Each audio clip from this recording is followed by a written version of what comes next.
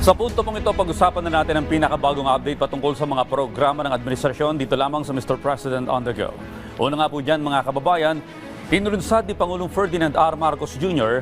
ang Sumbong sa Pangulo.ph, isang online platform kung saan maaaring mag-report ang publiko ng mga anomalya sa mga flood control projects sa kanilang mga lugar. Tiniyak po ng ating Pangulo na siya mismo ang magbabasa ng mga reklamo na ipapadala sa website. Hinihimok din niya ang lahat na makiisa sa kampanya laban sa korupsyon upang matigil na ang mga palpak at ghost projects. Sa pamamagitan ng Sumbong sa Pangulo.ph, maaari nang i-search ang listahan ng mga flood control projects at itype lamang ang barangay, bayan, probinsya, kontratista o pangalan ng naturang proyekto.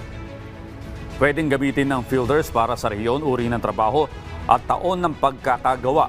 Makikita po rito ang mga detalye gaya ng gastos, kontratista at petsa ng pagkumpleto.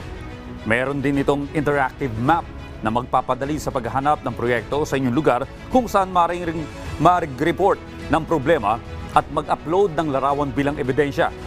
Binigyan din ng Pangulo na kailangan linisin ang gobyerno mula sa mga korap na opisyal ng pamahalaan. Aminado siya na maaaring may masasagasaan kahit mga malapit sa kanya, ngunit mas prioridad niya ay paglaban ang interes ng taong bayan. At yan po muna ang ating update ngayong umaga. Abangan ang susunod dating tatalakayin patungkol sa mga aktibidad at programa ng kasalukuyang administrasyon dito lamang sa Mr. President on the Go.